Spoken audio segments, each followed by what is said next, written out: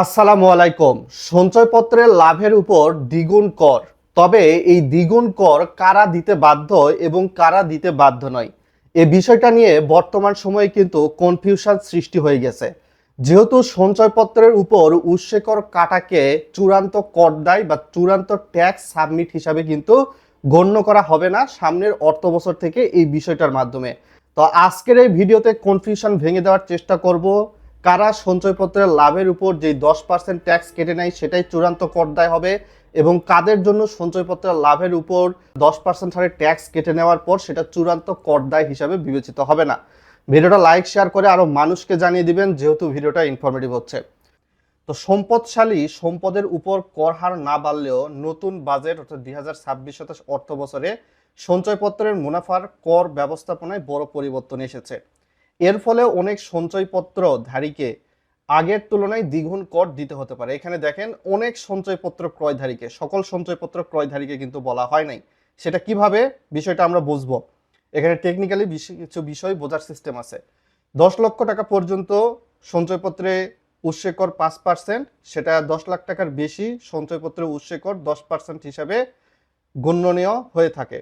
তো এখন বর্তমান সঞ্চয়পত্রের মুনাফা থেকে যে কর কাটা হয় সেটি চূড়ান্ত কর দায় হিসাবে গণ্য হয়। ফলে রিটার্ন জমা দেওয়ার সময় ওই আয়ের উপর আর কোনো অতিরিক্ত কর দিতে হয় না।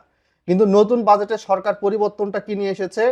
সঞ্চয়পত্রের মুনাফার উপর কাটা কর আর চূড়ান্ত কর দায় নয়, উৎসে কাটা করকে অগ্রিম আয়কর বা অ্যাডভান্স ট্যাক্স হিসাবে গণ্য করা হবে। যেমনটা গাড়ি থাকলে আপনার অগ্রিম ইনকাম ট্যাক্স দিতে হয়, কার, মাইক্রোবাস এগুলোর মতো। তো সঞ্চয়পত্রের যে করটা কেটে নিবে সেটাকে অগ্রিম আয়কর হিসাবে সরকার ধরতেছে। তো আয়কর রিটার্নে মুনাফার আয় দেখিয়ে করদাতাকে নিজস্ব কর স্ল্যাব অনুযায়ী কর হিসাব দিতে হবে। সেটা কিরকম? এই যে 3 নম্বর পয়েন্টটা মনে রাখবেন, আগে কাটা কর পরে সমন্বয় করা হবে। এখন একটা উদাহরণ দিয়ে বিষয়টা ক্লিয়ার হব, বুঝতে পেরেছেন? উদাহরণ ছাড়া ক্লিয়ার হওয়া যাবে না। ধরা যাক একজনের 5 লাখ টাকা সঞ্চয়পত্র আছে, 3 মাসে তিনি মুনাফা পাচ্ছেন 14,036 টাকা। প্রতি 3 মাসে কাটা কর 5% যদি হয় 5 লক্ষ টাকা পর্যন্ত সঞ্চয়পত্র, তাহলে 738 টাকা 75 পয়সা। তাহলে বছরে তার মোট মুনাফা কত? 56,145 টাকা। আর বছরে মোট কর সরকার কত কাটতেছে? 2955 টাকা। বর্তমান যেটা নিয়ম আছে আর নতুন নিয়ম, এটার মধ্যে পার্থক্য বুঝবেন। বর্তমান নিয়ম অনুসারে বছরে 2955 টাকা কর কাটা হয়েছে, এটা চূড়ান্ত কর, কিন্তু অতিরিক্ত কোনো কর দিতে হয় না, যেটা এখন নিয়ম আছে। 26-27 অর্থ বছর কিন্তু এখনো পড়ে নাই, শুধুমাত্র বাজেট ঘোষণা করা হয়েছে।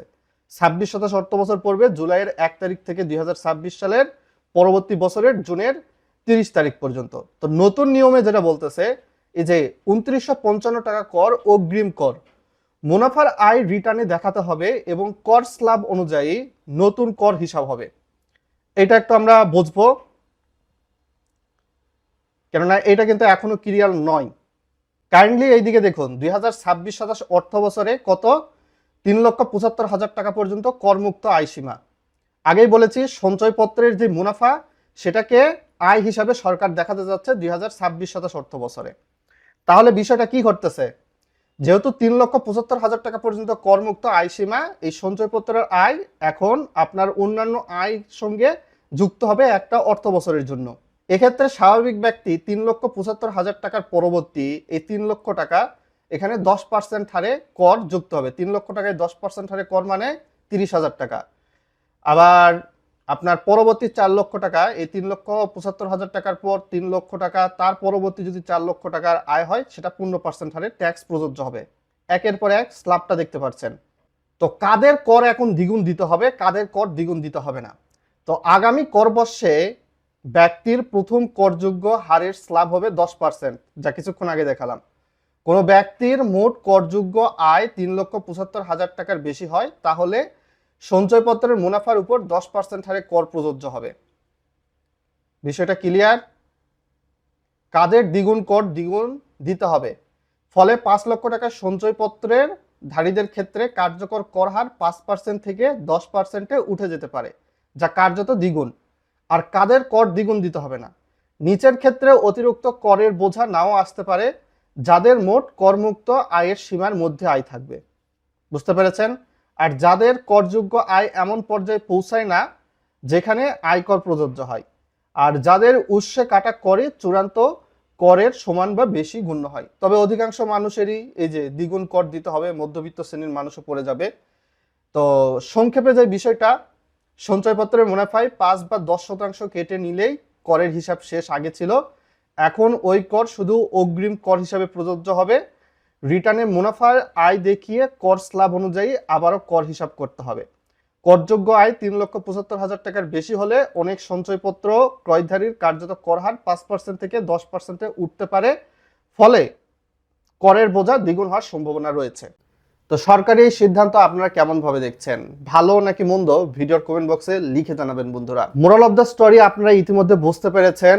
তো এইখানে সঞ্চয়পত্রের যেই মুনাফাটা রয়েছে সেটাকে আয় হিসাবে গণ্য করা হচ্ছে সামনের অর্থ বছর থেকে, যার কারণে দেখা যাচ্ছে সামনের অর্থ বছরে ৩,৭৫,০০০ টাকার মধ্যে আপনার যদি সঞ্চয়পত্রের মুনাফা সহ আপনার অন্যান্য আয় সব মিলিয়ে ৩,৭৫,০০০-এর মধ্যেই থাকে, তাহলে আপনাকে এই মুনাফার উপর আগে যে উৎসকর কেটে নিয়েছে সেটাই চূড়ান্ত করদায় হিসেবে বিবেচিত হবে।